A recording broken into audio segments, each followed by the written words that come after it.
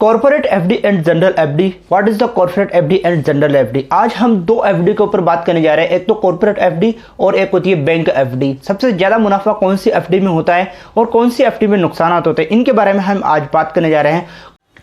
Corporate FD के अंदर bank FD से ज्यादा मुनाफा मिलता है, इसके अंदर ज्यादा रेट ऑफ इंटरेस्ट होता है। कॉर्पोरेट एफडी को जारी करती है एनबीएफसी कंपनीज। कॉर्पोरेट एफडी के द्वारा कंपनी अपनी जरूरत को पूरा करने के लिए फंड राइज करती है। बैंक एफडी की तरह ही कॉर्पोरेट एफडी को भी जारी किया जाता है। और हम अगर बैंक एफडी की बात करते हैं तो बैंक एफडी कॉर्पोरेट एफडी की तुलना के अंदर थोड़ा सा कम रेट ऑफ इंटरेस्ट देता है। कॉर्पोरेट एफडी के जरिए कंपनी अपने कस्टमर से कुछ समय के लिए एक फंड्स को राइज करती है, उस फंड्स को अपने कंपनी के अंदर इन्वेस्ट करती है और वह टाइम पूरा होने के बाद के अंदर कंपनी जितनी भी एनबीएफसी कंपनी है वह एक अच्छे रेट ऑफ इंटरेस्ट पर कस्टमर को इंटरेस्ट पे करती है। आमतौर पर एक कॉर्पोरेट एफडी का मैच्योरिटी पीरियड कम से कम 1 साल से लेकर ज़्यादा से ज़्यादा 5 साल तक होता है। बैंक एफडी की तरह इसके अंदर भी अलग अलग टाइम के लिए अलग अलग रेट ऑफ इंटरेस्ट होता है। जिस तरह एक जनरल एफडी पे बुजुर्गों को ज़्यादा रेट ऑफ इंटरेस्ट दिया जाता है, उसी तरह एक कॉर्पोरेट एफडी के अंदर जनरल एफडी की तुलना के अंदर बुजुर्गों को एक खास रेट ऑफ इंटरेस्ट दिया जाता है। अब हम आपको बताना चाह रहे हैं कॉर्पोरेट एफडी के कुछ नुकसान भी है जो किस तरीके से हैं।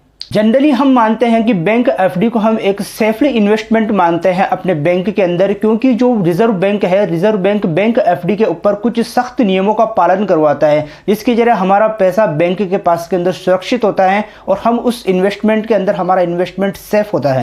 लेकिन कॉर्पोरेट एफडी के अंदर बैंक एफडी की तुलना के अंदर थोड़ा सा जोखिम ज़्यादा होता है, क्योंकि यहाँ पे कुछ भी आरबीआई के नियम को फॉलो नहीं किया जाता है और न ही इन एनबीएफसी के ऊपर आरबीआई के नियम के पालना की जाती है।